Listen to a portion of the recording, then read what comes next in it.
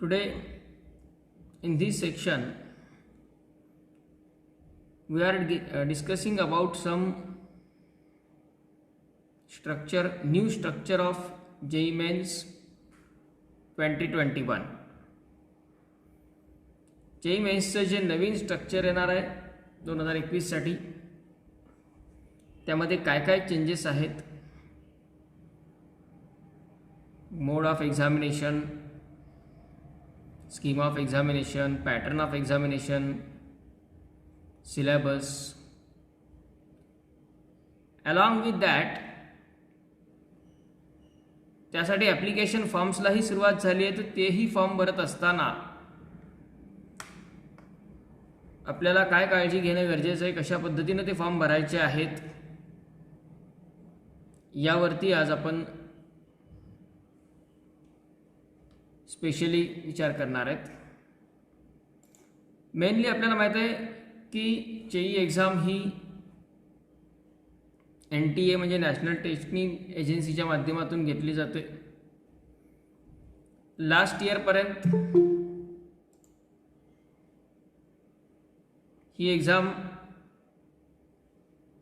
2 वेळा कंडक्ट होत होती, जानेवारी आणि एप्रिल. पर्टिक्युलरली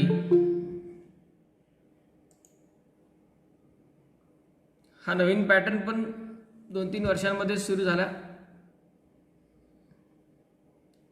परंतु या कोविड सिच्युएशनमुळे प्रिव्हियस इयरला फर्स्ट अटेम्प्ट तर जानेवारीमध्ये झाला, परंतु सेकंड अटेम्प्ट हा एप्रिल ऐवजी पोस्टपोन होत होत सप्टेंबरपर्यंत तो पोस्टपोन झाला. आणि त्याही ठिकाणी संपूर्ण अनिश्चिततेच्या वातावरणामध्ये एक्झाम होईल की नाही झाली. Same is with the next batch also. तुमच्यासाठी ही एक्झाम होईल किंवा नाही होईल, कधी होईल, काय होईल, कशा प्रकारे होईल, या प्रकारचे सगळे डाऊट्स होतेच. परंतु आता सप्टेंबरमध्ये झाले म्हटल्यानंतर आता इथून पुढे एक्झाम्स कंडक्ट करायला काही प्रॉब्लेम्स नाही आहेत, कारण आता हे सगळं ॲटमॉस्फिअर जे आहे ते हळूहळू रिलीज होऊ लागलेलं आहे. आणि त्यामुळं हे पुढचं शेड्यूल जे NTA डिक्लेअर केलेलं आहे, या शेड्यूलवरती आपण थोडक्यात आता वर्किंग करणार आहेत. यामध्ये ही संपूर्ण इन्फॉर्मेशन असलेलं हे इन्फॉर्मेशन ब्राउचर आहे. यावरती आपण काय काय चेंजेस आहेत, काय काय यामध्ये नवीन ॲडिशन्स आहेत, याबद्दल विचार करणार आहेत. Particularly JEE main he exam BE BTech म्हणजे इंजिनिअरिंग, BArch म्हणजे bachelor of architecture and B planning bachelor of planning, या 3 वेगवेगळ्या सेक्टरसाठी ही JEE मेन्स एक्झाम आहे. या JEE मेन एक्झामच्या माध्यमातून काय काय बेनिफिट्स आपल्याला आहेत. First thing, admission to NITs, IIITs, CFI, SFI म्हणजे जे नॅशनल लेवल इन्स्टिट्यूट्स आहेत किंवा IIITs, सेंट्रली फंडेड इन्स्टिट्यूट्स वगैरे जे आहेत, त्याच्या 100% सीट्स या JEE मेन्समधून फिलअप केल्या जातात. हा फर्स्ट यूज. त्यानंतर स्टेट इंजिनिअरिंग कॉलेजेसच्या 15% सीट्स या JEE मेन्समधून भरल्या जातात.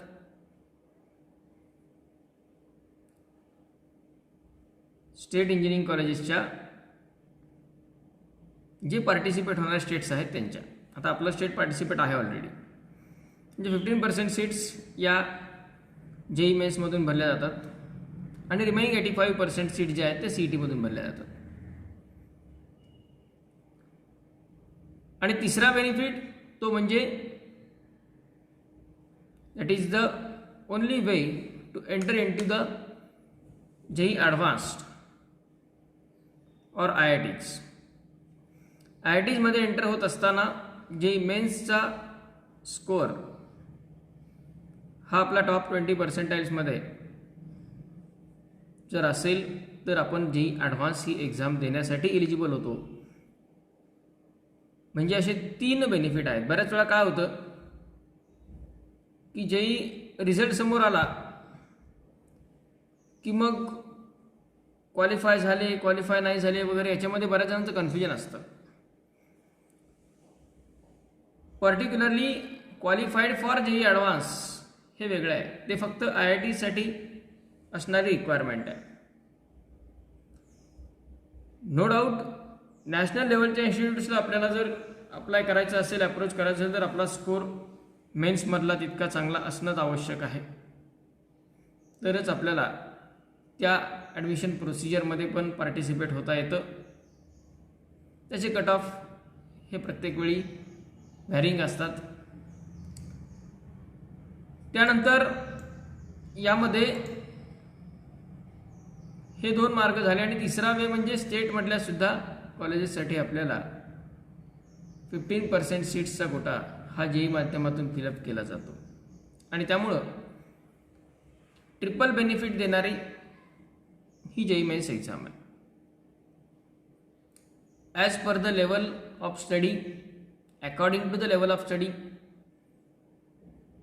आपल्या स्कोअरनुसार आपण वेगळ्या फील्ड्समध्ये एंटर करू शकतो. स्कोर्सनुसार, इंटरेस्टनुसार आणि बाकी सगळ्या अवेलेबल कंडिशन्सनुसार. ओके, तर आपण फर्स्टली यात काय काय व्हेरिएशन्स आहेत आणि काय काय नवीन चेंजेस आहेत आणि याचं शेड्यूल कसं आहे फॉर्म फिलअप करण्याचं हे अगोदर बघूया. याची ॲप्लिकेशन फॉर्म्सची प्रोसेस ऑनलाईन आहे आणि ही ऑनलाईन प्रोसेस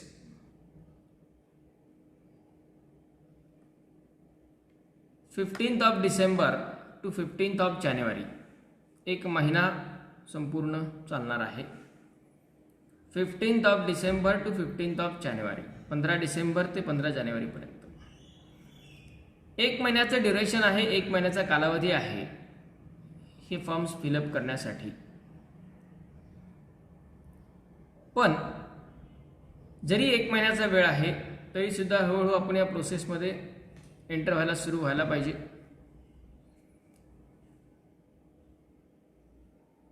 कारण फॉर्म फिलअप करत असताना बऱ्याचशा काही रिक्वायरमेंट समोर येत राहतात. मग हे सर्टिफिकेट आहे, ते डॉक्युमेंट आहे, ते डॉक्युमेंट नाही आहे, फॉर्म भरायला बसल्यानंतर लक्षात येतं आणि मग अकॉर्डिंगली आपलं ते डॉक्युमेंट्स कलेक्ट करण्यासाठी एकतर मेनली मॅक्झिमम तुम्हाला लिस्ट सांगितली जाईलच आता कशा प्रकारे डॉक्युमेंट्स तुम्हाला लागणार आहेत ते आपण इमिजिएटली त्याच्या ॲप्लिकेशन प्रोसेसला जर आपल्याकडे नसतील तर ते कलेक्ट करायला सुरुवात करायची आहे. परंतु त्याच्याही व्यतिरिक्त अजून काही व्हेरिएशन्स येतात, त्यामुळं प्रोसेसमध्ये ॲप्लिकेशन प्रोसेसमध्ये एंटर व्हायला सुरू करायचं. त्यामुळे 1 महिना जरी वेळ असेल तरी तो खूप क्विकली निघून जातो. त्यामुळे त्या दृष्टीनं फॉर्म फिलिंग प्रोसेस ही स्टार्ट झालेली आहे. आता यामध्ये महत्त्वाचं आहे ते या फॉर्मसाठी असणारं फी स्ट्रक्चर. या फी स्ट्रक्चरमध्येच तुमचं एक्झाम स्ट्रक्चर जे आहे ते पण एक्सप्लेन होणार आहे, म्हणून हे फी स्ट्रक्चर एक्सप्लेन करतो. यात जे काही JEE मेन ॲप्लिकेशन फीस आहे ती आपल्याला ऑनलाईन मोडमध्येच क्रेडिट कार्ड, डेबिट कार्ड किंवा नेट बँकिंग UPI याच्या माध्यमातून करायचे आहे. यात महत्त्वाचे आहेत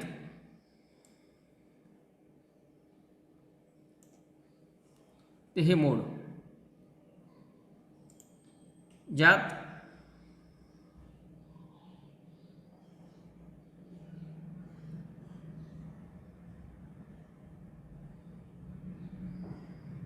पेपर 1 BE और BTech, पेपर 2A. पूर्वी पेपर 1 आणि 2 असे 2च होते, पण लास्ट इयरपासून 2A आणि 2B असे दोन त्याचे फॉर्मॅट तयार झालेले आहेत, सेपरेशन झालेले आहेत.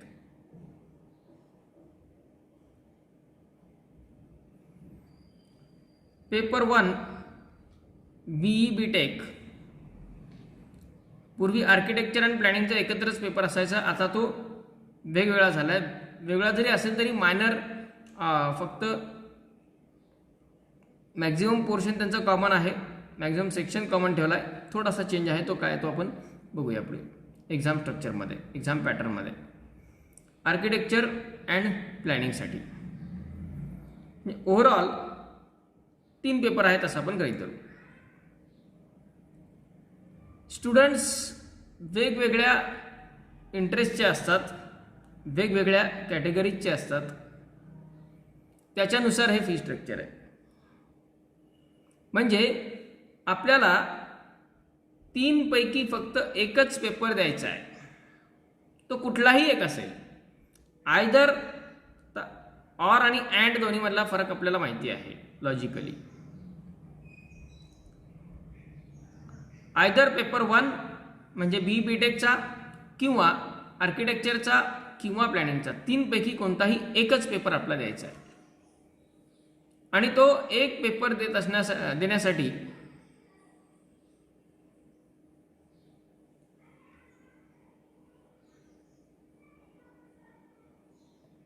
या वेगवेगळ्या कॅटेगरीज आहेत. ओके, जिथे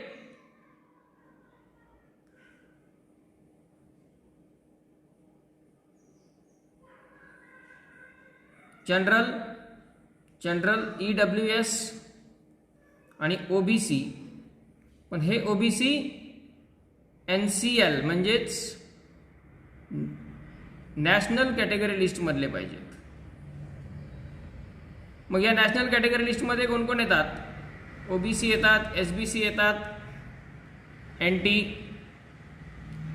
ABCD सर्व, VJ हे सर्व जे येतात ते OBC मध्ये येतात नॅशनलमध्ये, आणि स्टेटमध्ये वेगळे आहेत. SC ST किंवा physically handicap, SC ST physically handicap आणि ट्रान्सजेंडर, या डिफरंट कॅटेगरीज आहेत. आणि या कॅटेगरीजनुसार आपल्याला त्यामध्ये डिफरंट फी स्ट्रक्चर आहेत. आता हे फी स्ट्रक्चर कसे? जनरल EWS आणि OBC कॅन्डिडेटसाठी मेल कॅन्डिडेटला फीस आहे 650 रुपीज, फिमेल कॅन्डिडेटला फीस आहे 325 रुपीज. आपण कुठल्या कॅटेगरीमध्ये आहोत? आपल्या सगळ्या कॅटेगरीचा विचार करण्याची गरज नाही. आपण आपली कॅटेगरी आणि आपला किती पेपर द्यायचे याचा इंटरेस्ट, याच्यानुसार आपला फी स्ट्रक्चरचा आकडा लक्षात ठेवायचा. OBC जनरल EWS आणि OBC जनरल EWS आणि OBC यांच्यासाठी मेल कॅन्डिडेटला 650, फिमेल कॅन्डिडेटला 325 आहे. SC ST आणि फिजिकली हँडिकॅपसाठी मेल कॅन्डिडेटला 325, फिमेल कॅन्डिडेटला 325. ओके,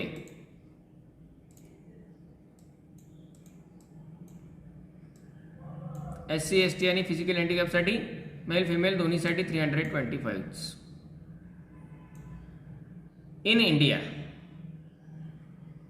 बाकीचे जे आउटसाइड इंडिया असणाऱ्या स्टुडंटसाठी ते पाहण्याची गरज नाही तुम्हाला. लास्ट कॉलम हे झाले ज्यांना एकच पेपर द्यायचा आहे, म्हणजे एकतर BE BTechचा द्यायचा आहे किंवा आर्किटेक्चरचा द्यायचा आहे किंवा प्लॅनिंगचा द्यायचा आहे. ओके, त्यानंतर काही स्टुडंट असे असतील ज्यांना 2 पेपर द्यायचे आहेत.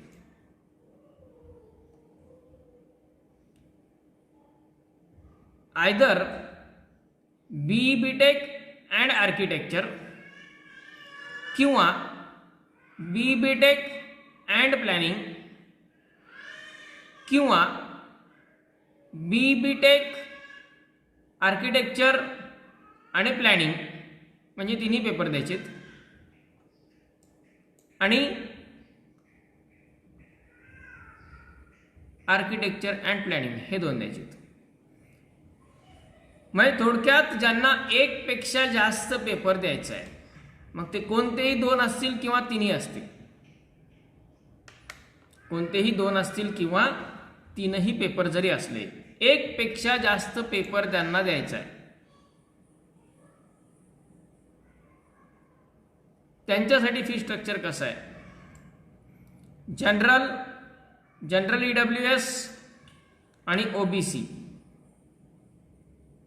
यांच्यासाठी मेल कॅन्डिडेटला 1300 रुपये, फिमेल कॅन्डिडेटला 650 रुपये. SC ST फिजिकली हँडिकॅपसाठी 650 आणि ट्रान्सजेंडरसाठी 650. ओके, म्हणजे यामध्ये 2च मोड आहेत. एक पेपर द्यायचा आहे, 2 हा पहिला मोड, आणि दुसरा मोड एकपेक्षा जास्त पेपर द्यायचे. मग एकपेक्षा जास्त म्हणजे 2 असतील किंवा 3ही असतील. आता पेपरमध्ये आणि एक्झाममध्ये कन्फ्युजन होऊ द्यायचे नाही आहेत, हे लक्षात घ्या.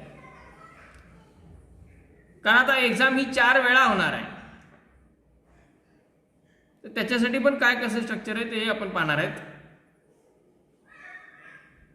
हे एका वेळेच्या म्हणजे फर्स्ट टाइमच्या एका पेपरसाठी किती फी स्ट्रक्चर आहे आणि एकपेक्षा जास्त पेपरसाठी किती फी स्ट्रक्चर आहे. ओके, हे स्ट्रक्चर या प्रकारे आहे. म्हणजे आपण आता डिसाईड करून टाकू शकतो की हां, आपण कुठल्या कॅटेगरीचे आहेत, OBC कॅटेगरीचे आहेत. मग कोण कॅन्डिडेट आहे, मेल आहे की फिमेल आहे? फिमेल आहे. आपला किती पेपर द्यायचे आहेत? 2 पेपर द्यायचे. 2 पेपर द्यायचे म्हटलं की इकडे आपण पाहणार 650. एकच द्यायचं आहे कोणताही 3 पैकी पहिल्या कॉलममध्ये आपण पाहणार. ओके, यानुसार आपल्याला हे स्ट्रक्चर लक्षात घ्यायचं आहे. ओके, त्यानंतर नेक्स्ट आहे ते यामध्ये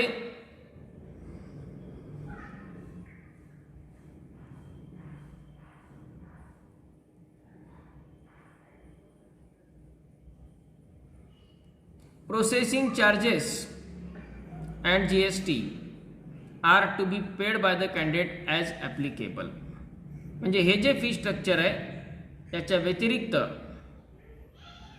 जे काही प्रोसेसिंग चार्जेस असतील, बँक प्रोसेसिंग चार्जेस असतील किंवा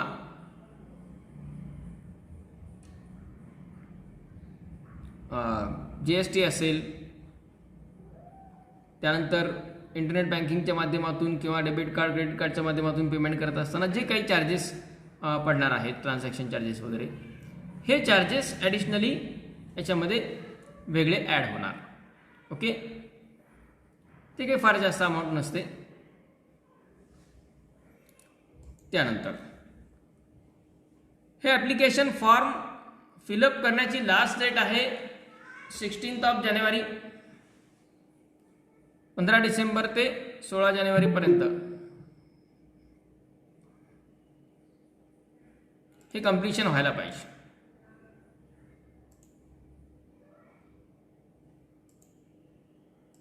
शेवटचा एक ॲडिशनल डे जो आहे 15 ते 15 नंतर 16 तारखेचा, तो जर काही फीस समजा 15 तारखेला फॉर्म भरलेला असेल, ऑनलाईन ॲप्लिकेशन केलेलं असेल, त्याचं काही पेमेंट करायचं राहिलेलं असेल ऑनलाईनमध्ये, तर ते कंप्लीट होण्यासाठी म्हणून हा ॲडिशनली 16चा एक डे दिला जातो. त्यानंतर हे फॉर्म भरल्याच्या नंतर शक्यतो तर फॉर्म भरतानाच काळजी इतकी घ्यायची की काही करेक्शन्स राहू नयेत. परंतु जरी काही राहिले, बऱ्याच वेळा ही स्टेज लक्षात ठेवत नाहीत काही जण, आणि ऑकेजनली ती लक्षात पण राहत नाही.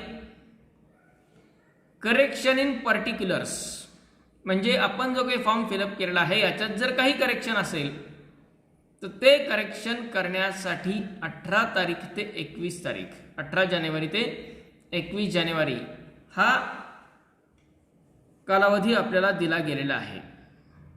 18 जानेवारी ते 21 जानेवारीच्या दरम्यान. ओके. त्यानंतर त्या 3 दिवसामध्ये आपण चेक करून बघू शकतो आपल्या काही फॉर्ममध्ये काही करेक्शन्स असतील तर ते चेंजेस आपण करू शकतो. Admit cards first week of फेब्रुवारी. एक्झाम फेब्रुवारीमधली येणारी जी फेब्रुवारी सेशनची एक्झाम आहे तुमची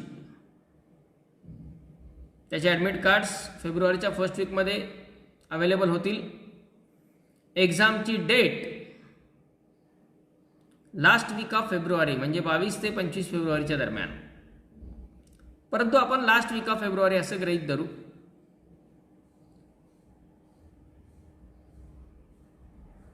एक्झामचे टायमिंग्स 2 शिफ्टमध्ये एक्झाम असणार. फर्स्ट शिफ्ट 9 ते 12, सेकंड शिफ्ट 3 ते 6. कुठली शिफ्ट आपल्याला घ्यायची आहे, कुठली शिफ्ट आपल्याला मिळेल हे सांगता येत नाही. कुठली डेट आणि कोणती शिफ्ट मिळेल हे आपल्या हातात नाही. सगळे फॉर्म फिलअप केल्याच्या नंतर प्रत्येकाला सेपरेटली अलॉटमेंट केल्या जातात. त्यानुसार आपल्याला शिफ्ट आणि डेट ही जी मिळेल त्या दिवशी एक्झाम द्यावी लागते.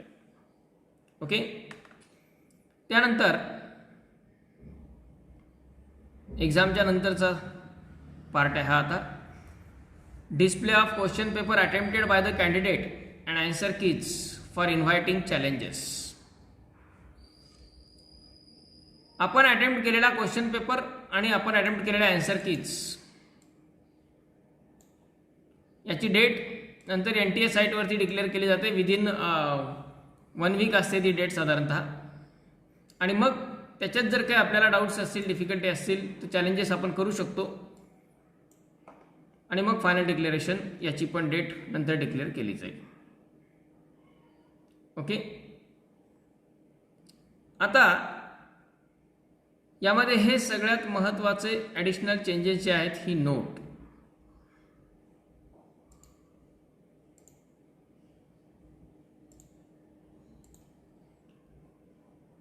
Read this note now and understand the meaning of this one.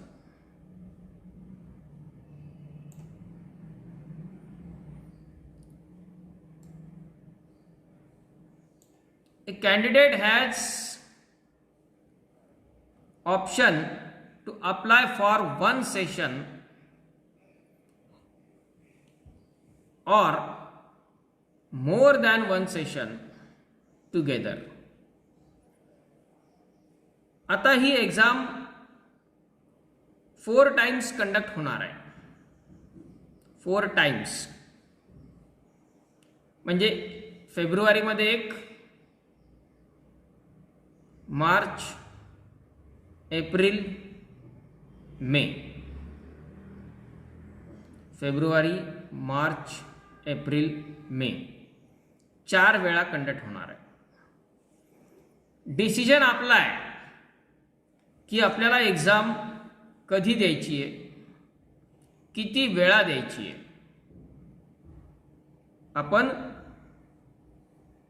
Exam किती वेळा द्यायची आहे, कधी द्यायची आहे हा डिसिजन आपला आहे. फेब्रुवारीत द्यायची आहे का मार्चमध्ये द्यायची आहे, एप्रिलमध्ये द्यायची आहे का डायरेक्ट मेमध्येच द्यायची आहे का 2 वेळा द्यायची आहे, 3 वेळा द्यायची आहे, 4 वेळा द्यायची आहे. अकॉर्डिंगली आपल्याला एक्झाम फी त्याची पे करावी लागेल. ही पर वरती जे डिक्लेरेशन केलेलं आहे ते पर सेशनचं फी स्ट्रक्चर आहे. Means if A candidate is applying only for February session,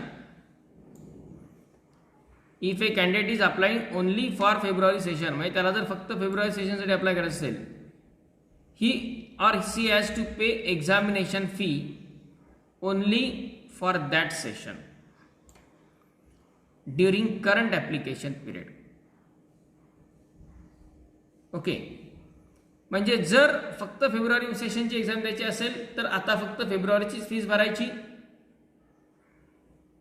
आणि तेही याच ड्युरेशनमध्ये भरायची, जे आपण आता 15 डिसेंबर ते 15 जानेवारी म्हटले ते. And will have opportunity to apply again for the March April May session when the application window will be reopened briefly immediately after declaration of result of February, March and April session. Fee submitted by candidate, fee once paid will not be refunded. However, it can be taken forward to another session. Multiple application forms will not be accepted at any cost. आता पहा हे points कसे आहेत ते. आपला 4 chance आहेत. आपल्याला जर वाटलं की 4ही वेळा एक्झाम द्यायची आणि 4हीची फीस आताच भरून टाकायची, चालेल. किंवा 2च द्यायचे, आपल्याला 2ची भरायची आहे, 3 द्यायचे, 3ची भरायची, किंवा आपल्याला असं वाटलं की आता आपण एकाचीच फीस भरू, फेब्रुवारीची. पुढचे एक्झाम कधी द्यायची किंवा नाही ते आपलं काही गरज नाही, इच्छा होईल त्यानुसार. किंवा हे काय सेशन्स वेगळे असे ठेवलेले आहेत की या कोविड सिच्युएशनमुळे प्रत्येक स्टेटमधल्या यावेळेस ज्या काही बोर्ड एक्झाम्स आहेत त्या बोर्ड एक्झामचे शेड्यूल्स बदलू शकतात. बोर्ड एक्झामचे शेड्यूल्समध्ये खूप व्हेरिएशन येऊ शकतात आणि त्यामुळं यातला एखादा चान्स एखाद्या स्टुडंटचा मिस पण होऊ शकतो, एखादी एक्झाम तिथं ओव्हरलॅप पण होऊ शकते.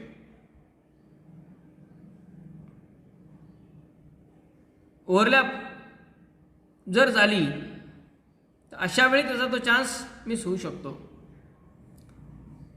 मग इथं काय त्यांनी प्रोव्हिजन दिलेलं आहे की आता फेब्रुवारीचा फॉर्म भरा, फेब्रुवारीची फीस भरा, फेब्रुवारीचा रिझल्ट लागला की जो पुढचा सेशन असणार आहे मार्चचा त्याच्यासाठी परत लिंक ओपन होईल.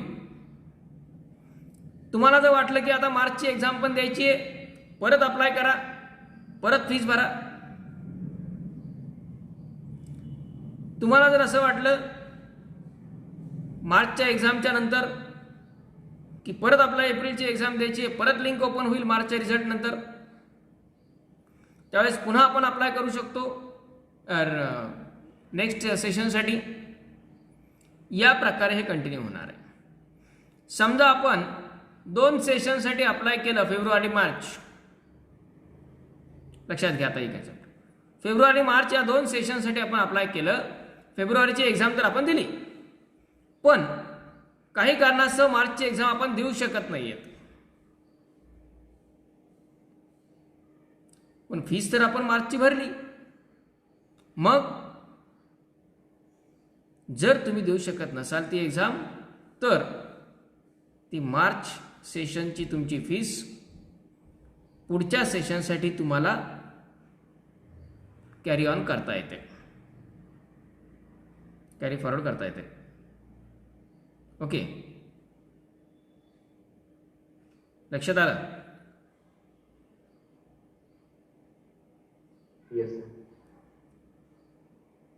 फीस रिफंडेबल असणार नाही, पण ती पुढच्या सेशनला कॅरी फॉरवर्ड करता येऊ शकते. त्यामुळे डिपेंड आहे, प्रत्येकाचे डिसिजन्स हे डिफरंट असतात. आता मोर ओव्हर एका सेशनसाठी एकापेक्षा जास्त फॉर्म भरायचे नाहीत, एकापेक्षा जास्त वेळा फॉर्म भरायचा नाही, ते तर ॲक्सेप्ट होणारच नाही. परंतु काही जण काय करतात, व्हेरिएशन ठेवतात, पण तो आपल्या 10thच्या डॉक्युमेंटला किंवा आधारला वगैरे लिंक नसल्यामुळं एकापेक्षा जास्त सबमिट होतच नाही. हां, सबमिट कुठं होतो, एक जणांनी समजा BTechचा वेगळा भरला आणि आर्किटेक्चरचा वेगळा भरला, असे 2 वेगळे होतात. नंतर लक्षात येतं अरे आपण आर्किटेक्चर पण भरायला पाहिजे होतं, मग पुन्हा त्याचा वेगळा फॉर्म भरतात. मग त्याचं काय होतं, 2 वेगळ्या दिवशी एक्झाम येते, 2 वेगळ्या सेशनमध्ये एक्झाम होते, 2 वेगळ्या सेंटरला एक्झाम येते, मग तो थोडासा प्रॉब्लेम होतो. ओव्हरलॅप होत नाही परंतु आपण काळजीपूर्वक आधीच डिसिजन एकदाच घेऊन ठेवायचं की नेमकं आपल्याला कोणता पेपर द्यायचा आहे, कोणता सेशन द्यायचा आहे. पेपर आणि सेशनमध्ये कन्फ्युजन नका होऊ देऊ. ओके. त्यानंतर fees can be,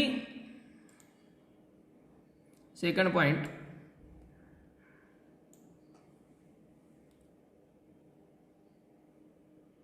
fees can be submitted only online through net banking, credit or debit card, UPI or Paytm services, etc. Processing charges, GST are chargeable to candidate according to the payment gateway. चे जे charges असतील, बँकिंगचे charges असतील ते additionally त्यामध्ये पे करावे लागतील. Okay. आता आपण क्लासमध्ये पण ही सिस्टम चालू असते. ॲप्लिकेशन फॉर्म फिलअप करण्याची चालू झालेली आहे. जर तुमच्याकडे नेट बँकिंग किंवा क्रेडिट कार्ड, डेबिट कार्ड वगैरे अवेलेबल नसतील तर तुम्ही इन कॅश क्लासमध्ये पे करू शकता आणि इथून तुमचं पेमेंट ऑनलाईन मोडमध्ये केलं जातं. त्यामुळे त्याचं टेन्शन तुम्ही घेण्याची गरज नाही आहे. ओके. तुमची कंप्लीट जी प्रोसिजर आहे संपूर्ण from start of this form to the end of the admission, आता सध्या इंजिनिअरिंग, फार्मसी, ॲग्री वगैरे या सगळ्यांच्या ॲडमिशन प्रोसेस चालू आहेत. तर त्यांच्या ॲडमिशन प्रोसेसचे ॲप्लिकेशन फॉर्म भरणं सुरू आहे. त्याबद्दल डिटेल मी तुम्हाला सांगेल at the end of this session की काय कशा पद्धतीने आपल्याला वर्कआउट करायचे ते. त्यानंतर ह्या for those candidate who would apply for more than one session of examination may change your choice of cities in correction window which will be opened in due course under intimation to them through public notice for each session. ज्यांना एकापेक्षा जास्त सेशन्सला apply करायचं आहे, एकापेक्षा जास्त सेशनला, त्यांना exam सेंटरच्या ज्या चॉईस आहेत त्या एक्झाम सेंटरच्या चॉईस बदलण्यासाठी एक चान्स दिला जाणार आहे. कारण काय, समजा असं गृहीत धरा आपण आता एक्झाम सेंटरचा चान्स दिला, प्रेफरन्स दिला, औरंगाबाद आहे, नगर आहे किंवा पुणे आहे, मुंबई आहे, असं कुठले तरी आपण प्रेफरन्सेस द्यावं लागतं आपल्याला. ते कसे द्यायचे आपण पुढे फॉर्मच्या प्रोसेसमध्ये बघूया.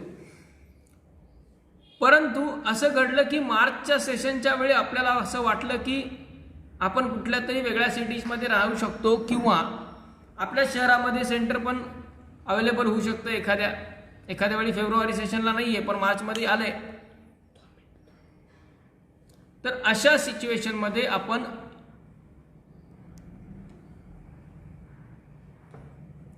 एक्झामिनेशन सेंटर चेंज करू शकतो. पण त्यासाठी आपल्याला नोटिफिकेशन दिलं जाईल, काही कंडिशन असेल, इंटिमेशन असेल आणि त्याच ड्युरेशनमध्ये आपला हे कंप्लीट करावं लागेल.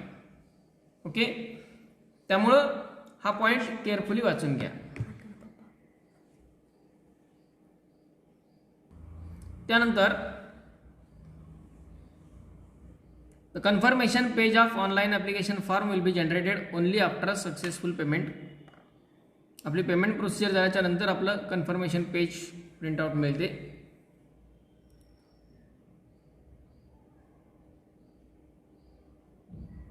ठीक आहे.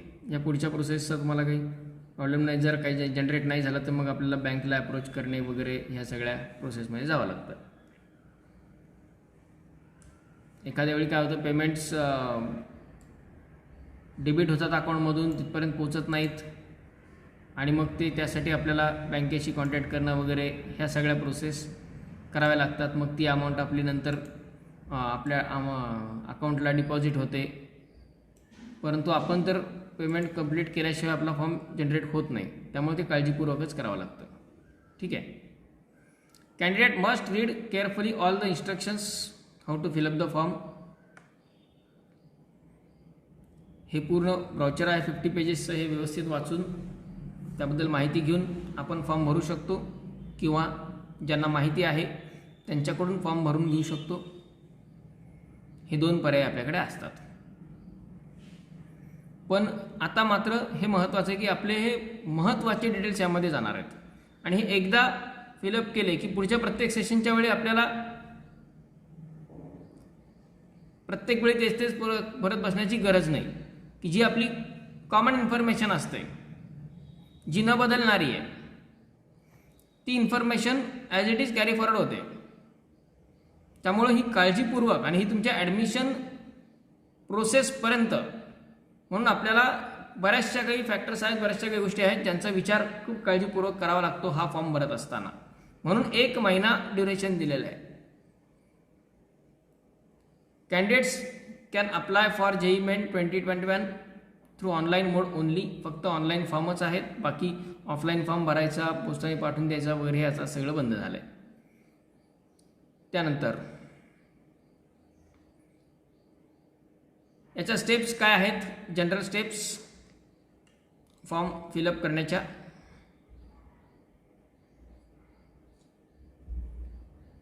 ऑनलाईन रजिस्ट्रेशनसाठी आपला ईमेल ID आणि मोबाईल नंबर आवश्यक आहे, ज्याच्यामधून आपण अप्लाय करू शकतो. पूर्ण इन्फॉर्मेशनचा फॉर्म फिलअप करायचा आणि जो ॲप्लिकेशन नंबर आपल्याला मिळेल तो नोट डाऊन करायचा. ह्या महत्त्वाच्या स्टेप्स आहेत. तिसरी स्टेप आहे ती अपलोडिंग द स्कॅनड इमेजेस. ही महत्त्वाची स्टेज आहे. यामध्ये आपला रिसेंट फोटोग्राफ पाहिजे, तो कलर किंवा ब्लॅक अँड व्हाईट चालेल, पण 80% फेस पाहिजे without mask. 80% face should be visible including years. कान दिसायला पाहिजेत दोन्ही पण. असा म्हणजे थोडक्यात पासपोर्ट साईज व्यवस्थितपणे सिन्सिअर स्टुडंटचा वाटला पाहिजे. उगीच स्टाईलमध्ये बसलाय, गॉगल घातलाय, क्रॉसमध्ये फोटो काढलाय, सेल्फी घेतलाय, असं नाही चालणार. त्यानंतर व्हाईट बॅकग्राऊंड, हे पण महत्त्वाचं आहे. फोटोग्राफची जी साईज आहे अपलोडिंगसाठी 10 KB to 200 KB. त्यानंतर कॅन्डिडेटचं सिग्नेचर पाहिजे. त्यानंतर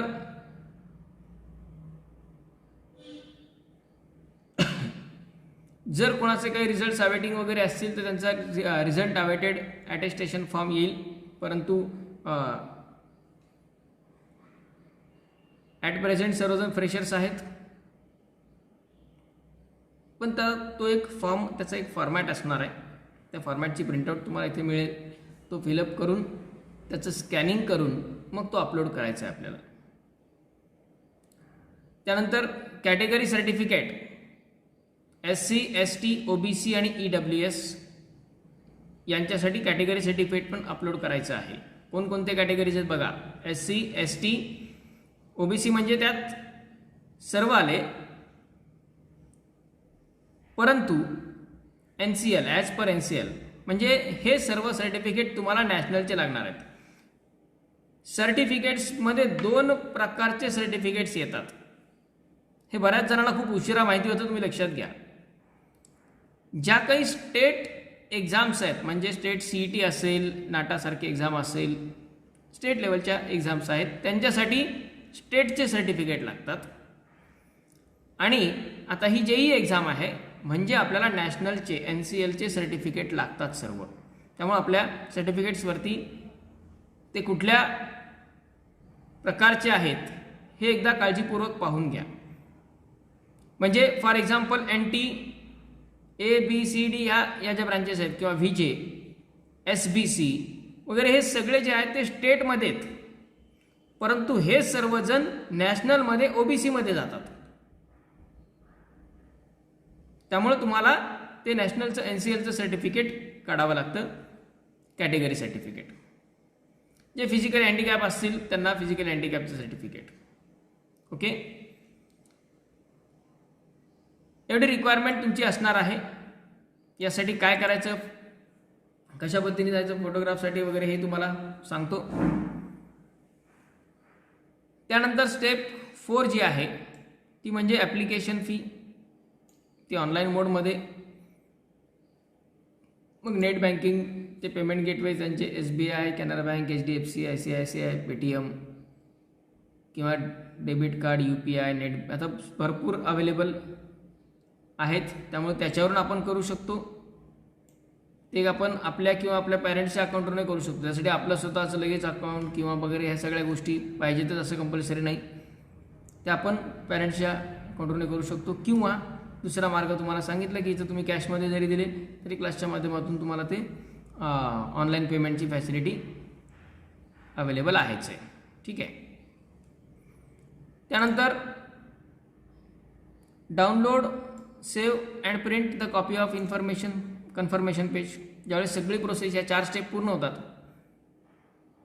त्यावेळी आपण जे काही कन्फर्मेशन पेज येतं त्याची एक प्रिंटआउट मिळेल तुम्हाला. ती प्रिंटआउट घ्यायची, ती सेव्ह करून ठेवायची, त्याची सॉफ्ट कॉपी पण, त्याच्यावरची पूर्ण माहिती किंवा डिटेल जे असणार आहेत ते तुम्हाला फ्युचर रेफरन्ससाठी उपयोगाला येणार आहेत. या 4ही स्टेप आपण एकाच वेळी करू शकतो किंवा वेगवेगळ्या टायमिंगला पण करू शकतो.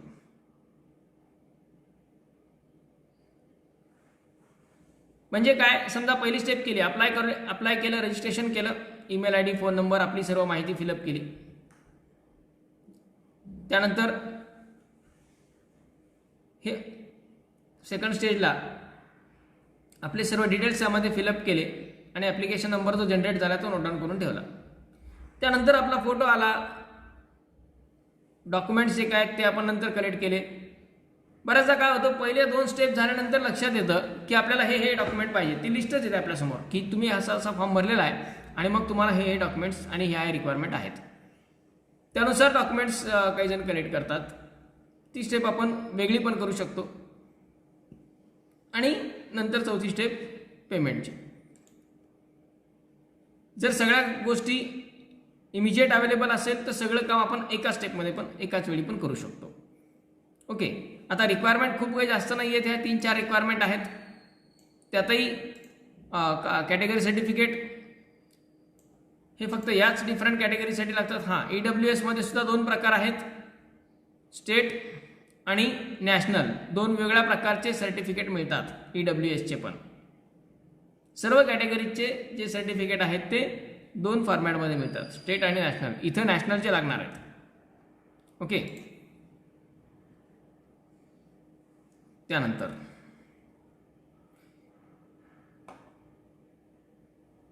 ॲप्लिकेशन फॉर्मचं फायनल सबमिशन, म्हणजे तुम्ही सुरू कधी करता यापेक्षा एंड कधी करताय ही डेट महत्त्वाची असणार आहे आणि ते आपल्याला दिलेल्या ड्युरेशनमध्येच पूर्ण करायचं आहे. Candidate shall ensure that information entered by them in respective online application form is correct. Information correct आणि परफेक्टच एंटर करायची. बऱ्याच वेळा मग पुन्हा नंतर ते हे चुकलं, ही मिस्टेक झाली, हे राहिलं, ते झालं, याचं करेक्शन्स करायचं आहे, त्याचं, या सगळ्या ऑलरेडी ठेवायच्याच नाहीत. व्यवस्थितपणेच संपूर्ण इन्फॉर्मेशन फिलअप करायची आहे. ओके. म्हणजे particularly name of the candidate, contact किंवा ॲड्रेस डिटेल्स, कॅटेगरी, फिजिकल हँडिकॅपचं status, educational qualification details, date of birth, choice of exam cities, हे फायनल कन्सिडर केले जातात. Any request for change in such particulars after the closure of correction period will not be considered by NTA under any circumstances. एकदा correction period निघून गेला की पुन्हा तुम्ही काहीही म्हटले तरी चेंजेस किंवा करेक्शन्स करता येत नाहीत. त्यामुळे आपल्याला फॉर्म भरताना 1 महिन्याचा वेळ दिलेला आहे, पुन्हा करेक्शनसाठी वेळ दिलेला आहे. एवढं सगळं होऊन पुन्हा जर मिस्टेक राहत असेल तर उपयोग नाही. शक्यतो आपण करेक्शनच्या डेटपर्यंत जाण्याची गरजच येऊ द्यायची नाही. पहिल्याच वेळेस फॉर्म एकदाच भरताना असा भरायचा की त्यात काही मिस्टेक राहू नये.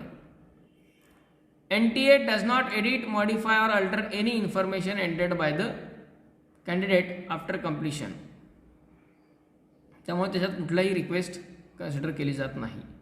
बघा 2-3दा सांगितले त्यांनी की काळजी घ्यायची आहे फॉर्म भरत असताना.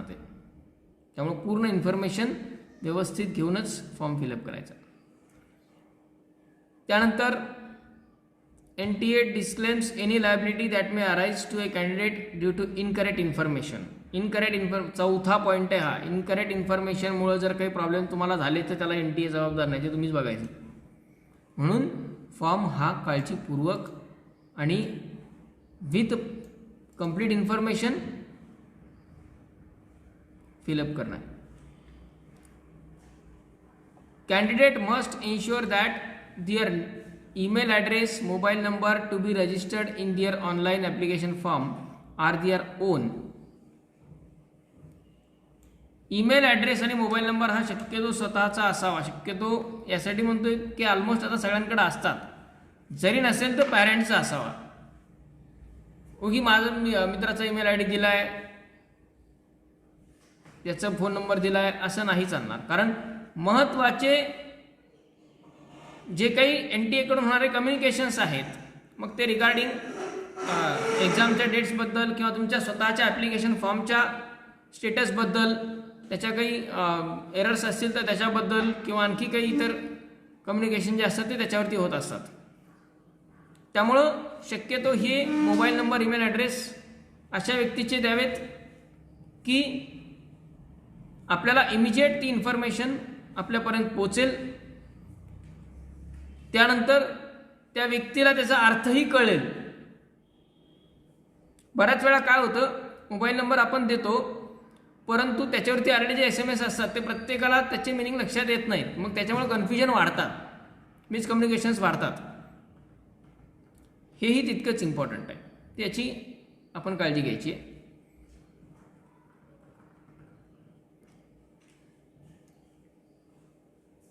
आणि NTA वेबसाईट्स आणि ईमेल हे रेग्युलरली व्हिजिट करायचे, चेक करायचे.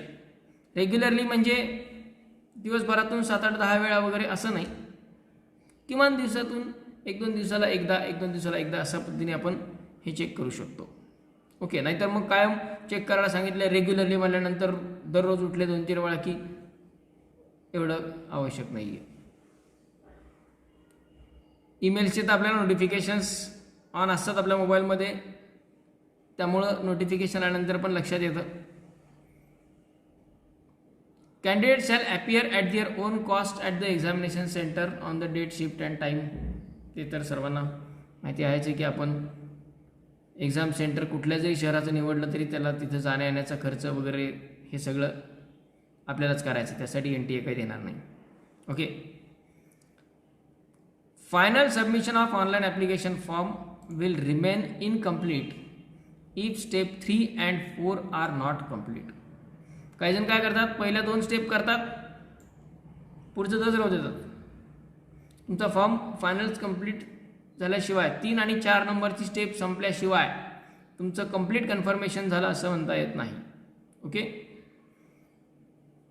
No request for refund of fees. Entire application process is online including uploading of scanning images, payment, fees हे सगळं ऑनलाईन आहे. त्यामुळं कुठलंही कम्युनिकेशन हे इतर माध्यमातून NTA सोबत होऊ शकणार नाही. Through post, fax, WhatsApp, email वगैरे बाय हँड काही चालणार नाही. त्यानंतर ठीक आहे, आता या बाकी याची काही रिक्वायरमेंट नाही आहे. ब्रीफ ॲडवायझरी रिगार्डिंग कोविड-19 पॅन्डेमिक. आता हे एक्झामच्या वेळेसचं आहे, तर एक्झामच्या वेळेसच्या सिच्युएशननुसार हे बऱ्याच बदलत जाणार आहे. आणि मोस्टली आता बऱ्यापैकी थिंग्स या सर्वांना पाठ झालेल्या आहेत रिगार्डिंग द कोविड. फक्त काही महत्त्वाच्या गोष्टी ज्या कोविड असतानाही नसतानाही आपल्या रिक्वायर्ड असतात, ते म्हणजे एक simple transparent ball point pen, additional photograph to be pasted on attendance sheet. म्हणजे आता आपण फॉर्म भरताना जो फोटोग्राफ वापरणार आहे तो फोटोग्राफ तुम्हाला वर्षभर कामाला येणार आहे असाच काढायचा. नेहमी त्याच्यामध्ये पण काही बदल करण्याची गरज पडणार नाही, अशा प्रकारेच फोटोग्राफ काढायचा. म्हणजे तो तुम्हाला तो डिफरंट एक्झामसाठी पण ॲप्लिकेबल ठरेल, नीटसाठी असेल किंवा आणखी इतर एक्झामसाठी, CETसाठी वगैरे पण.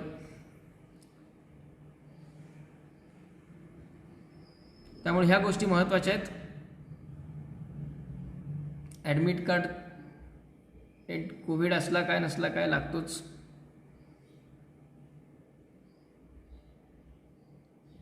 ओके, ह्या सगळ्या थिंग्स आहेत.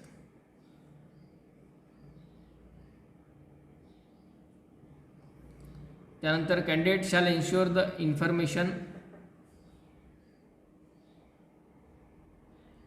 Provided by them on online application form.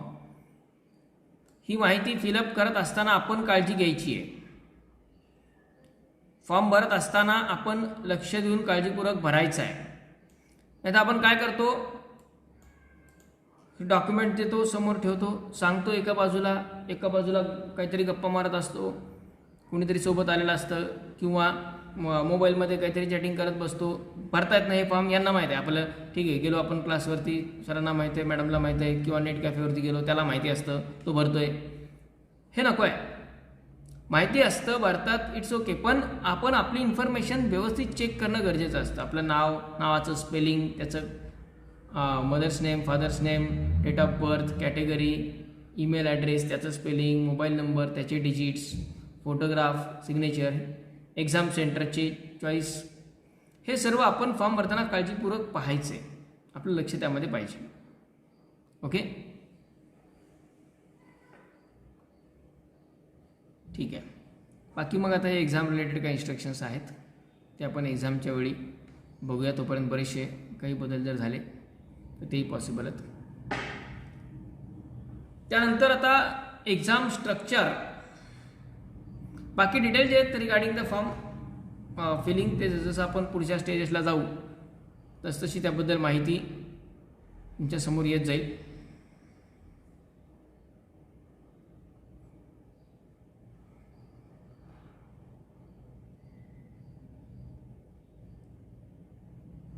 पाहता यावेळेसच्या JEE एक्झामसाठी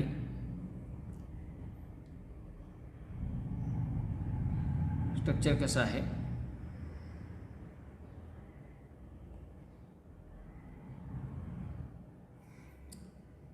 JEE Main comprises of 2 papers. Paper 1 is for BE BTech at NITs, IIITs and other CFTIs, Institute Universities. हे सगळ्यांसाठी आत्ता आपण पाहिलं. आणि as well as eligibility test for JEE advanced, म्हणजे national level इन्स्टिट्यूटच्या ॲडमिशनसाठी आणि ॲडव्हान्सच्या एलिजिबिलिटीसाठी JEE मेन्स आवश्यक आहे. त्यानंतर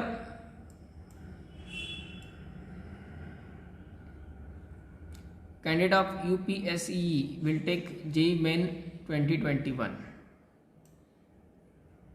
Dr. APJ Abdul Kalam Technical University will use the score sheet of JEE Main for admission. म्हणजे कुठं कुठं ॲडमिशन्स या JEE माध्यमातून होतात ती सर्व लिस्ट यामध्ये दिलेली आहे.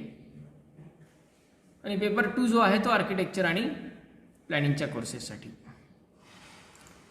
JEE Main will be conducted in multiple sessions for admissions in the next academic sessions.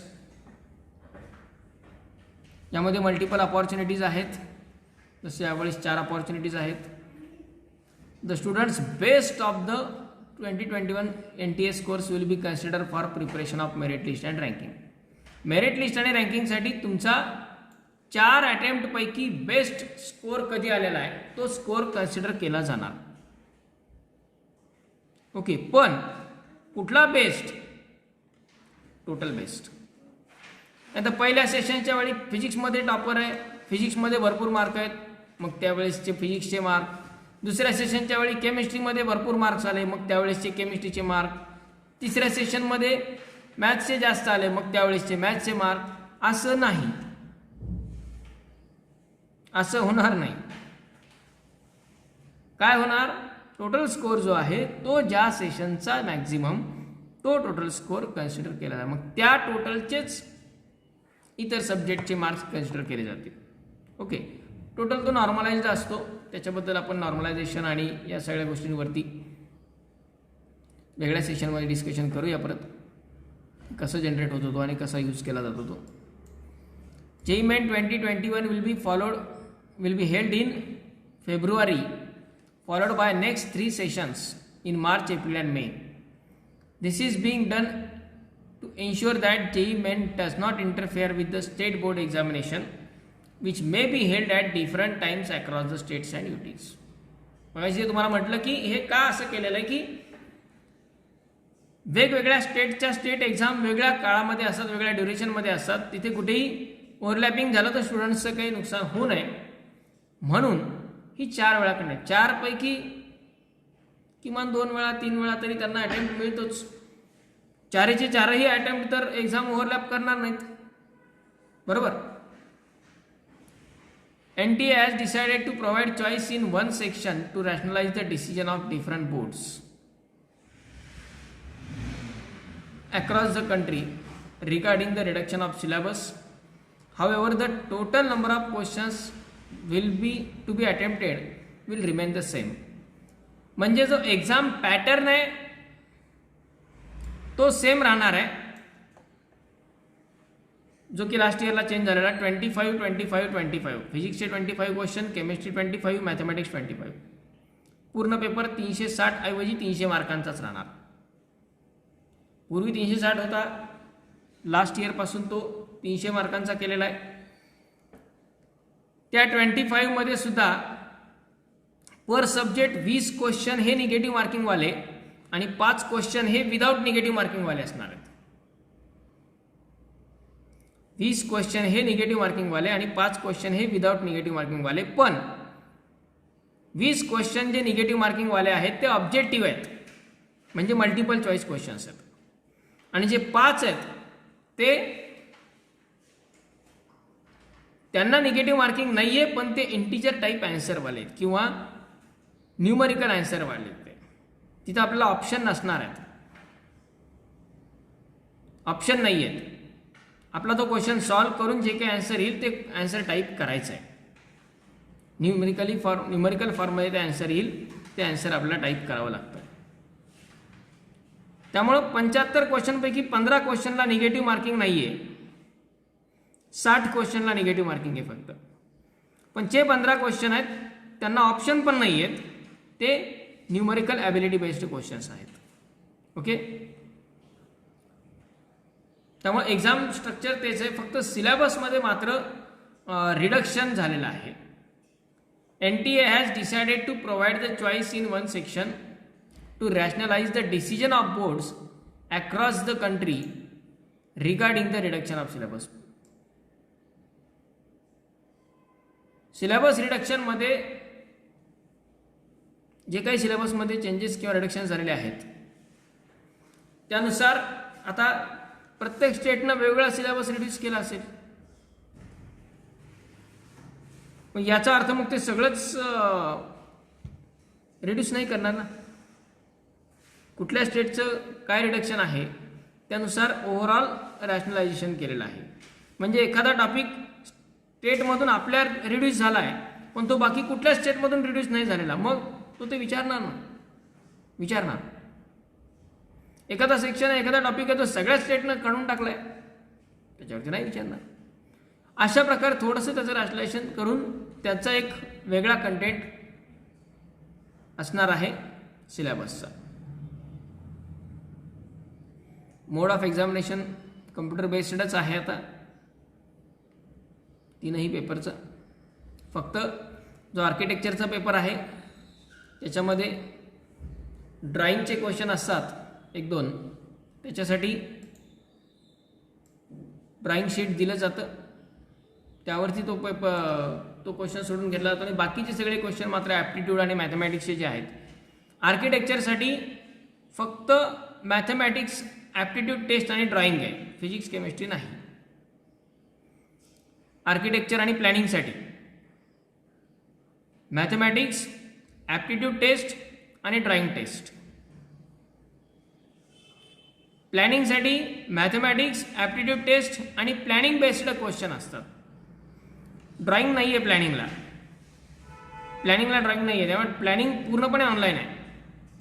पण त्याचे पेपर्स, त्याचे पार्ट कोणकोणते? मॅथमॅटिक्स, ॲप्टिट्यूड टेस्ट आणि प्लॅनिंग बेस्ड क्वेश्चन्स. ओके,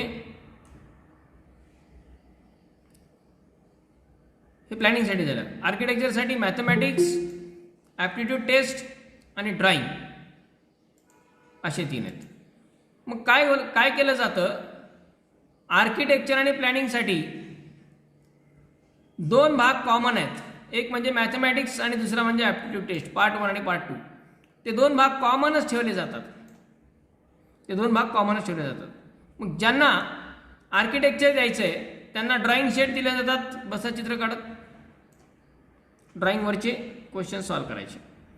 ज्यांना प्लॅनिंग आहे त्यांनी प्लॅनिंग बेस्ड क्वेश्चन सॉल्व करायचे, आणि ज्यांना दोन्ही पण आहे त्यांनी 1 बाय 1 दोन्ही काम करायचे. पण पहिले दोन पार्ट कॉमन आहेत तर ते एकदाच सॉल्व करायचे, ते डबल सॉल्व करायचे नाही आहेत, गरज नाही आहे. हा सेक्शन दोन्हीसाठी कॉमन ठेवला जातो. ओके. आणि हा बी बीटेक हा तर पेपरच वेगळा राहतो पूर्णपणे PCMचा.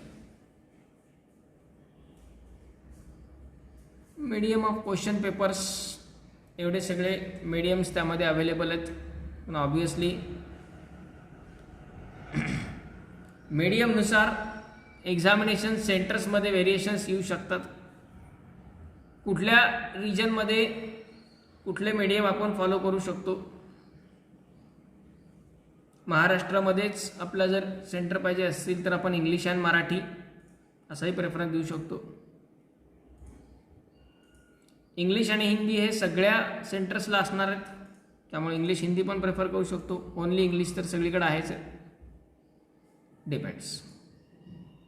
परंतु आपला पूर्ण स्टडी सायन्सचा हा मेजॉरिटी जणांचा इंग्लिशमधूनच झालेला असतो. जरी कन्सेप्ट आपण त्याच्या ओन लँग्वेजमध्ये लक्षात ठेवलेल्या असल्या तरी पण लर्निंग आपलं इंग्लिशमध्ये झालं असतं. त्यामुळं तो मराठी आणि हिंदी वगैरे लँग्वेजमधला क्वेश्चन पेपर जर आपण पाहिला तर बऱ्याचशा शब्दांचे अर्थच कळत नाहीत. पण आपण जर समजा इंग्लिश आणि हिंदी किंवा इंग्लिश आणि मराठी असं जर ऑप्शन ठेवलं तर आपला दोन प्रकारे क्वेश्चन समोर येतो. म्हणजे जरी समजा इंग्लिशमधल्या क्वेश्चनचा अर्थ नाही कळाला तर त्यासाठी आपण तो रेफरन्स म्हणून पण ठेवू शकता. ओके. त्यानंतर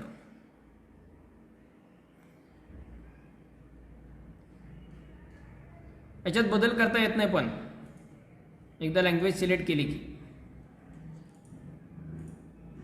एक्झामिनेशन स्कीम आत्ता सांगितल्याप्रमाणेच बी बीटेकसाठी मॅथमॅटिक्स, फिजिक्स आणि केमिस्ट्री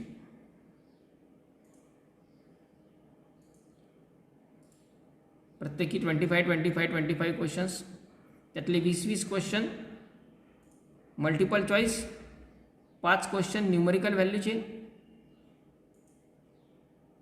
20 क्वेश्चन्सला निगेटिव्ह मार्किंग आहे, 5 क्वेश्चन्सला निगेटिव्ह मार्किंग नाही. या प्रकारे बी बीटेकचा जो पेपर आहे पेपर 1 त्याचं स्ट्रक्चर. पेपर 2 आर्किटेक्चरचा, त्यामध्ये part 1 mathematics, part 2 aptitude test. Aptitude टेस्टमध्ये त्यामध्ये तुम्हाला तुमचं 3 डायमेन्शनलचं इमॅजिनेशन कसं आहे, किंवा तुम्ही ॲप्टिट्यूड वेगळ्या एक्झाममध्ये दिलेला असतो, NTS MTS वगैरे सारख्या एक्झाममध्ये पण ॲप्टिट्यूड दिलेला असतो. इथे तुमच्या ड्रॉइंग्स इमॅजिनेशन ॲबिलिटी चेक केल्या जातात. 3 डायमेन्शनल शेप्स कसे असतात, स्ट्रक्चर कसे असतात, त्यांचे डिफरंट कट्स किंवा त्यांचे जॉईंट्स कशा प्रकारे राहू शकतात, डिफरंट व्ह्यूज कसे राहू शकतात, हे सर्व क्वेश्चन्स त्यामध्ये असतात. त्यामुळे ॲप्टिट्यूड हा पर्टिक्युलरली आपल्या इंडिपेंडंट स्टडीचा सेक्शन आहे. पहिले 2 पार्ट आर्किटेक्चर आणि प्लॅनिंगसाठी सेम राहतात, कॉमन राहतात, त्यामुळे ते कम्प्युटर बेस्डच राहतात, म्हणजे ऑनलाईनच. तिसरा पार्ट जो आहे तो आर्किटेक्चरसाठी वेगळा आहे आणि प्लॅनिंगसाठी वेगळा आहे. ज्यांना आर्किटेक्चर द्यायचं आहे त्यांना ड्रॉइंग टेस्ट घेतली जाते. ज्यांचं प्लॅनिंग हा सब्जेक्टवरती आहे, अप्लाय केलेलं आहे, त्यांना मल्टिपल चॉईस क्वेश्चन सोडावं लागतात प्लॅनिंगवरती, त्याचं एक सेपरेट स्टडी पण आहे.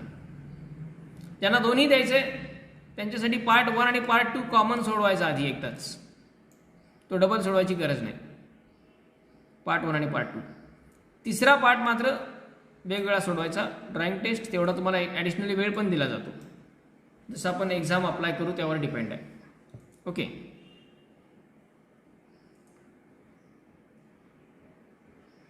Subject wise distribution of marks, exam pattern,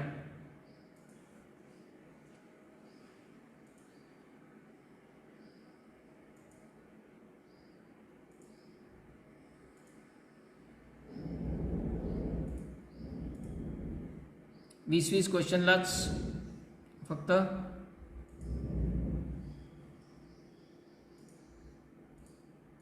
negative marking आहे आणि 5 क्वेश्चन्स आहेत न्यूमरिकल व्हॅल्यू बेस्ड. हां, महत्त्वाचं हे आहे की सेक्शन ए मध्ये मॅथमॅटिक्सचे 20 क्वेश्चन, फिजिक्सचे 20 क्वेश्चन, केमिस्ट्रीचे 20 क्वेश्चन ते असणार मल्टिपल चॉईस टाईप, नेहमीसारखे आपण 4 ऑप्शन, निगेटिव्ह मार्किंग वगैरे वगैरे वगैरे.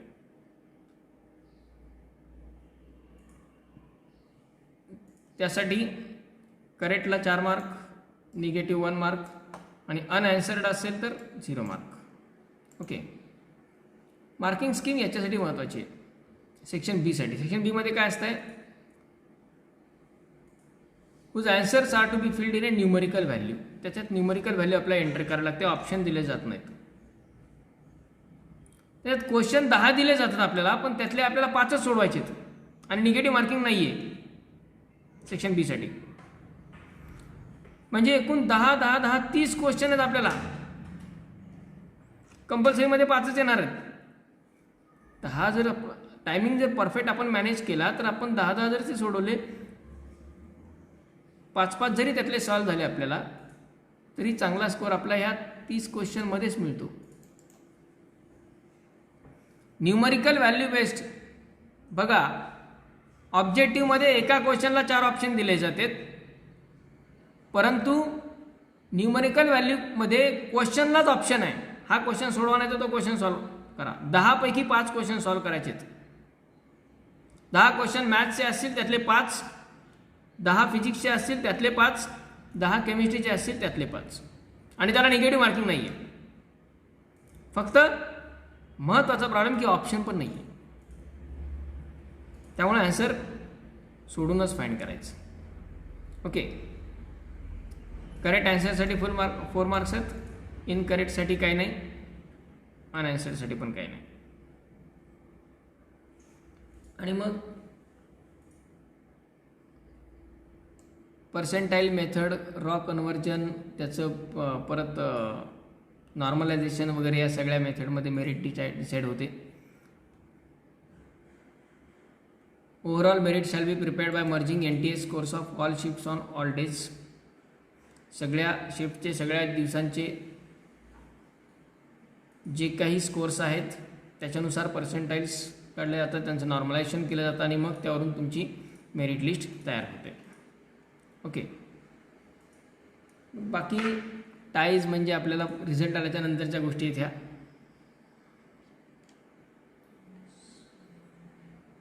जर समजा सारखे मार्क्स आले टोटलमध्ये, तर मग ज्याचे मॅथ्सचे मार्क जास्त आहेत त्याला पुढचा नंबर दिला जातो.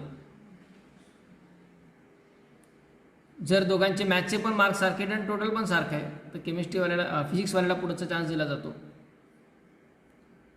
जर टोटल सारखं आहे, मॅथ्सचे सारखे आहेत, फिजिक्सचे सारखे आहेत, मग ज्याचे केमिस्ट्रीचे जास्त त्याला प्रेफरन्स दिला जातो. आणि हे सगळंच सारखं आहे तर मात्र प्रेफरन्स कोणाला दिला जातो, ज्याचे निगेटिव्ह रिस्पॉन्स कमी आहेत त्याला पुढं प्रेफरन्स दिला जातो. समजा आता हा टायअप होण्याचा चान्स इथं रिड्यूस होतो, कारण का आत्तापर्यंत फक्त तो 2 डेसिमल 3 डेसिमलमध्ये फार पूर्वी असायचा, आता तो 7-8 डेसिमलपर्यंत तुमचा पर्सेंटाईल स्कोअर क्रिएट केला जातो. परंतु ते सगळं जरी सारखं असलं तरी मग candidate having laser number of negative responses, म्हणजे ज्याचे निगेटिव्हमध्ये कमी गेलेले आहेत त्याला पुढचा प्रेफरन्स दिला जातो. ओके,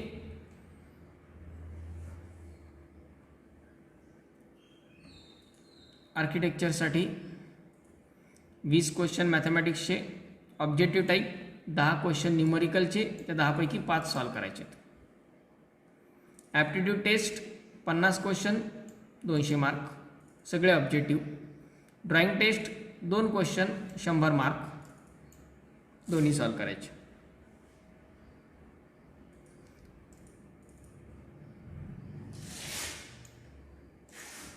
ओके, मार्किंग स्कीम या प्रकारे.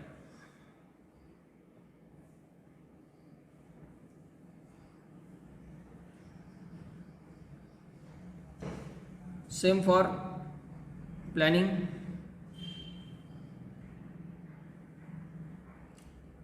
फक्त यामध्ये तिसरा सेक्शन जो आहे तो ड्रॉइंग ऐवजी प्लॅनिंगचा वाढतो. ओके,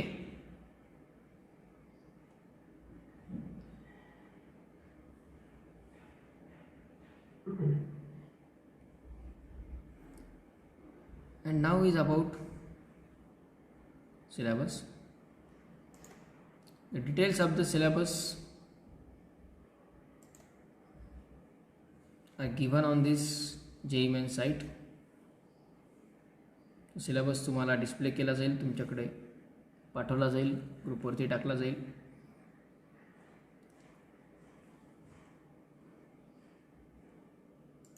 बाकी मग हे एलिजिबिलिटी क्रायटेरियाज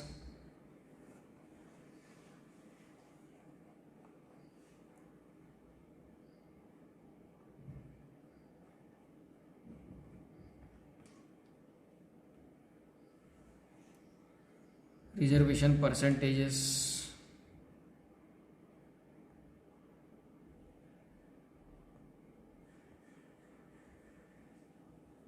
कुठल्या कॅटेगरीसाठी किती पर्सेंट रिझर्वेशन्स आहेत, लाईकवाईज.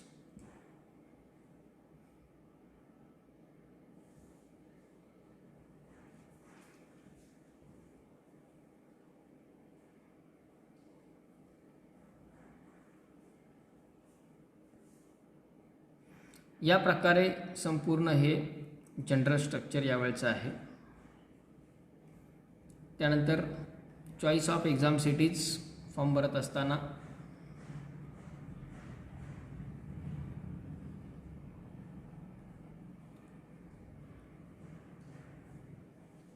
त्यांची लिस्ट तुम्हाला आता मी डिस्प्ले करणार आहे. आपल्याला 4 सिटीज द्यायच्या असतात आणि त्या प्रेफरन्सनुसार द्यायच्या आहेत. पहिला प्रेफरन्स म्हणजे समजा पहिल्या प्रेफरन्सला आपण कुठली सिटी देतो आहे, दुसऱ्या प्रेफरन्सला कुठली, तिसऱ्या प्रेफरन्सला कुठली. एखाद्या वेळेस पहिल्या सिटीमध्ये आपल्याला नाही मिळालं तर दुसऱ्या सिटीमध्ये देतात, दुसऱ्या सिटीमध्ये नाही मिळालं तर तिसऱ्या सिटीमध्ये. अशा प्रकारे आपल्याला 4 ऑप्शन्स द्यायचे आहेत, आपण त्यांना देणार. त्यापैकी आपल्याला ते प्रेफरन्सनुसार, तिथं मात्र प्रेफरन्सनुसार, नाही तर मग आपण टाकलं बीड टाकलं, औरंगाबाद टाकलं, पुणे टाकलं, लातूर टाकलं, पण बीड टाकताना 4थ्या नंबरला टाकलं, मुंबई टाकताना 1 नंबरला टाकलं.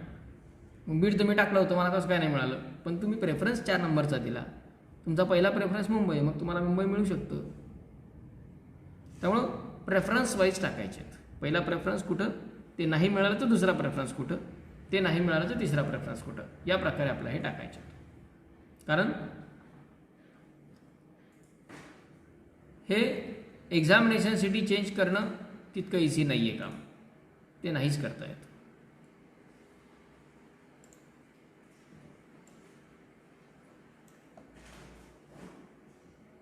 त्यानंतर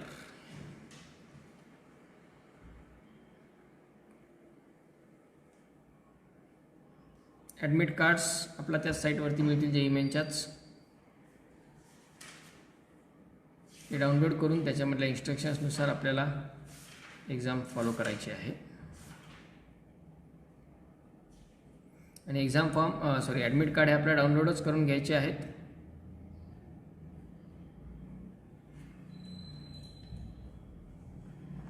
त्यानंतर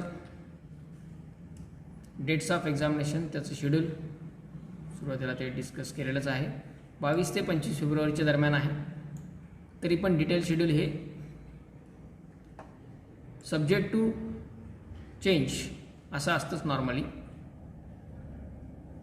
9 ते 12, 3 ते 6 अशा 2 शिफ्ट असतील. 2पैकी कुठल्याही शिफ्टला कोणत्याही सेंटरला आपला नंबर येऊ शकतो, त्यानुसार आपल्याला जावं लागतं. बाकी डिटेल्स आहेत पुढं. मग एक्झाम सेंटरमध्ये कधी जायचं, तिथं सोबत काय काय न्यायचं काय नाही, हे सगळं तुम्हाला डिटेल नंतर सांगितले जातील. आत्तापासून सांगून त्याचा उपयोग नाही. आधी आपल्याला महत्त्वाची गोष्ट आहे ती म्हणजे फॉर्म फिलअप करणे. ओके, यात इम्पॉर्टंट थिंग जे आहे, फॉर्म फिलअप करत असताना तेवढ्या गोष्टी आपण अगोदर बघूया.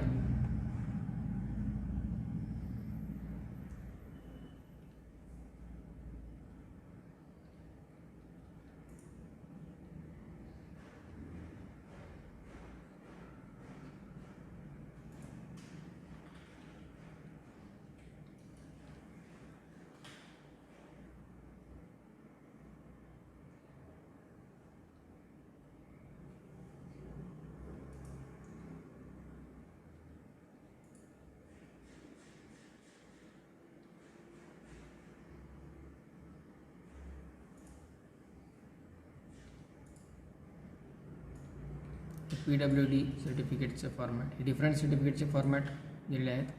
List of examination cities, examination सिटीजची लिस्ट स्टेट वाईज हे आपल्याला प्रोव्हाइड केलेली आहे, ती आपण बघूया आधी.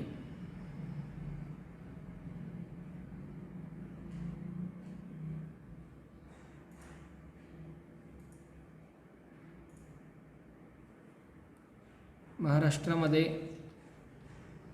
कोणकोणते एक्झाम सेंटर्स आहेत, कोणकोणत्या ठिकाणी.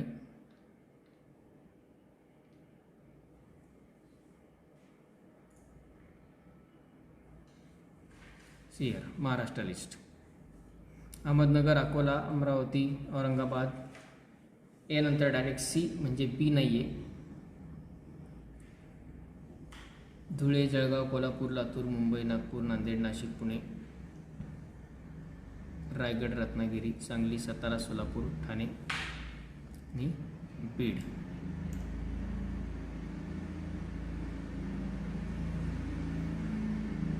भंडारा, बुलढाणा, पालघर, यवतमाळ, गोंदिया, इंफाळ, गोंदियापर्यंत. ओके, तर हे डिफरंट एक्झामिनेशन सेंटर्स आहेत. आपल्याला यातले कोणतेही 4 सिलेक्ट करायचे प्रेफरन्सनुसार. ओके,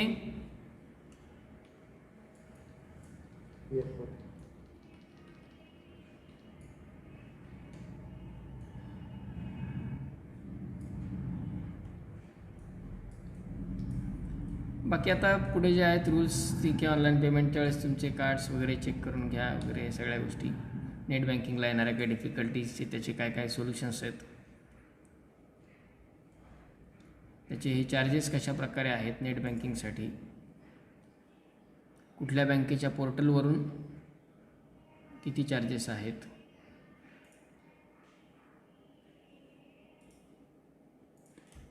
त्याचा हा सर्व म्हणजे ॲडिशनल चार्जेस जे की तुमच्या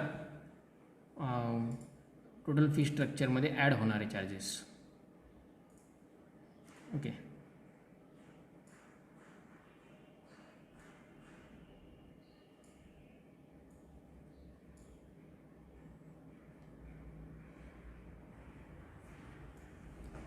ठीक आहे.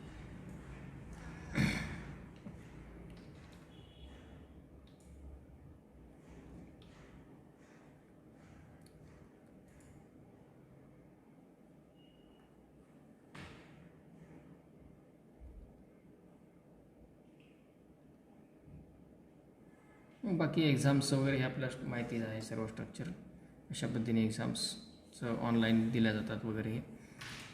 NTA मॉक टेस्ट असतात. मॉक टेस्ट या आता कंटिन्युअसली सुरू राहतात. मॉक टेस्ट देतात सर्वजण. मॉक टेस्ट देत असताना काय करायचं आहे, त्याच्यामध्ये तुम्हाला सेंटर रजिस्टर करायचं असतं NTAचं. आता आपलं सेंटर पण NTA अप्रूव्ड सेंटर आहे, त्यामुळे तुम्ही त्याच्यामध्ये स्लॉट असतात सॅटर्डे संडे, प्रत्येक सॅटर्डे संडेला मॉक टेस्ट असतात. प्रत्येक सॅटर्डे संडे त्याचं आधी तुम्हाला रजिस्ट्रेशन वन टाईम एकदा रजिस्ट्रेशन केलं की त्यानंतर फक्त तुमचा एक युजर ID पासवर्ड येतो NTAचा. ही वेगळी प्रोसेस आहे एक्झामची मॉक टेस्टची. तो युजरनेम पासवर्ड येतो तुमचा, त्यानं तुम्ही लॉग इन करायचं आणि प्रत्येक वेळी तुम्हाला ज्या वीकली मॉक टेस्ट आहेत सॅटर्डे संडेच्या, त्या वीकली मॉक टेस्टसाठी सुद्धा तुम्ही तुमचा स्लॉट बुक करायचा आहे, म्हणजे ह्या टायमिंगला, ह्या दिवशी ह्या टायमिंगला मी एक्झाम देणार आहे. मग त्यावेळी तुम्ही क्लासमध्ये येऊन ऑनलाईन त्या टायमिंगला एक्झाम देऊ शकता. त्यामुळं रजिस्टर करून आणि आपला स्लॉट बुक करून त्यामध्ये त्याच्यात पण एक्झाम सेंटर्सची लिस्ट येते, मॉक टेस्टच्या एक्झाम सेंटर्सची. मग त्या सेंटरमध्ये आपलं नाव आहेच आहे, ते नाव तुम्ही सिलेक्ट करून जर अप्लाय केलं तर तुम्हाला त्या त्या दिवशी त्या त्या मॉक टेस्ट देता येतात. याबद्दल मी तुम्हाला डिटेल जे काही व्हिज्युअल प्रेझेंटेशन आहे ते नंतर एक दिवशी देईलच. बाकी मग हे एक्झाम स्ट्रक्चर, एक्झाममध्ये कोणत्या कलरचं काय मिनिंग आहे पेपर सॉल्व करताना, ते आता आपल्याला ऑलमोस्ट आपल्या सगळ्या एक्झाम कंटिन्युअसली ऑनलाईन मोडमध्येच देतो आहेत आपण. त्यामुळं हे सर्व आपल्याला माहिती आहे. मार्क फॉर रिव्ह्यूचा अर्थ काय होतो, काय नाही, हे सर्व गोष्टी आहेच आहेत. ज्यांना अजूनही माहिती नाही त्यांनी एक व्हिडिओ आपण त्याचा बनवलेला आहे. प्रत्येक एक्झामच्या वेळी, वीकली एक्झामच्या वेळी मी त्याची लिंक टाकत असतो. तो व्हिडिओ जरी पाहिला तर त्याच्यात पण सगळं डिटेल्स तेच आहेत, त्याच पद्धतीनं. ओके,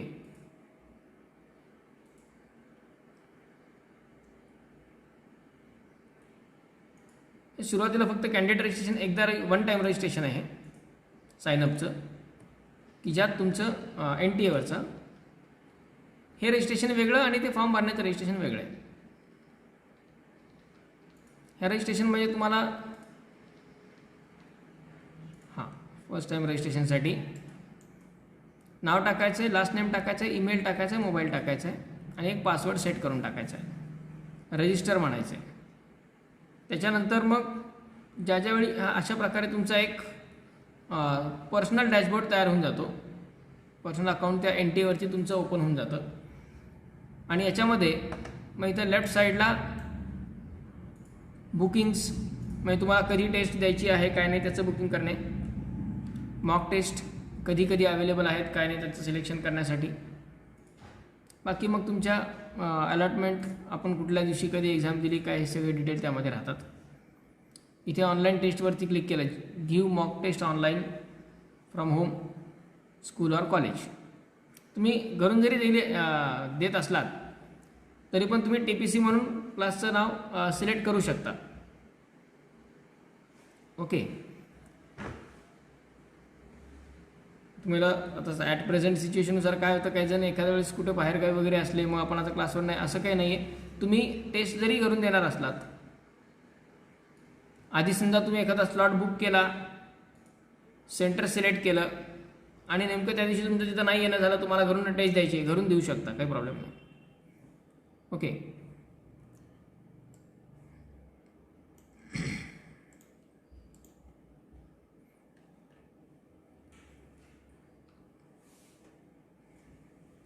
इथे तुम्हाला डॅशबोर्डवरतीच पाहायला मिळतं की तुमचं टेस्ट कधी शेड्यूल झालेले आहे, कुठल्या सेंटरला झालेले आहे.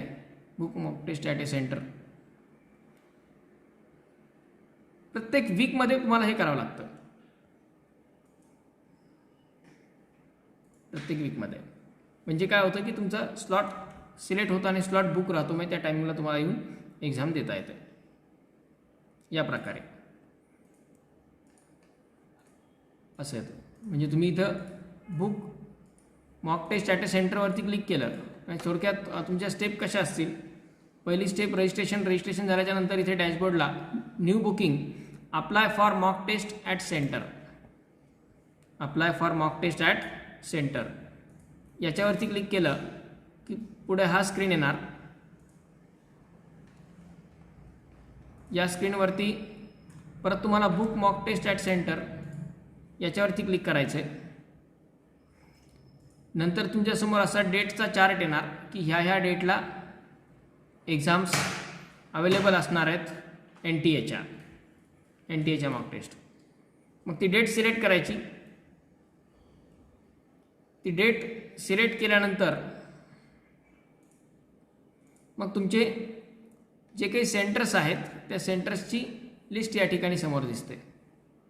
मग ते सेंटर तुम्ही सिलेक्ट करू शकता. आपल्या सेंटरचं पण नाव त्या लिस्टमध्ये आहे.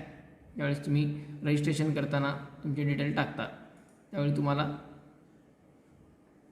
नियरेस्ट सेंटरमध्ये आपलं सेंटर मिळून जातं. ठीक आहे. आणि मग तुम्हाला अपकमिंग मॉक टेस्ट ज्या आहेत लेफ्ट साईडला ते लगेच तुमच्या डॅशबोर्डवरती डिस्प्ले होतं की तुम्हाला कोणकोणत्या तारखेला एक्झाम आहे, कुठल्या सेंटरला आहे, TPCला आहे, तिथे तुम्ही जाऊन एक्झाम देऊ शकता. ठीक आहे. आणि या फ्री टेस्ट असतात, हे कुणीही तुम्ही देऊ शकतात, कुणीही अप्लाय करून देऊ शकतात, काही प्रॉब्लेम नाही. तुम्ही फॉर्म भरण्याचे चार्जेस आणि हे याचा काही रेफरन्स नाही आहे.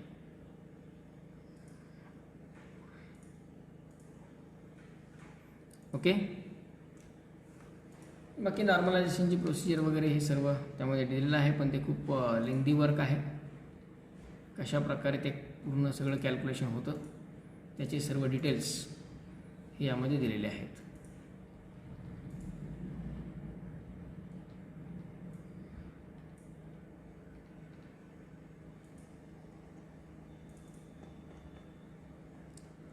Okay, so this is all about the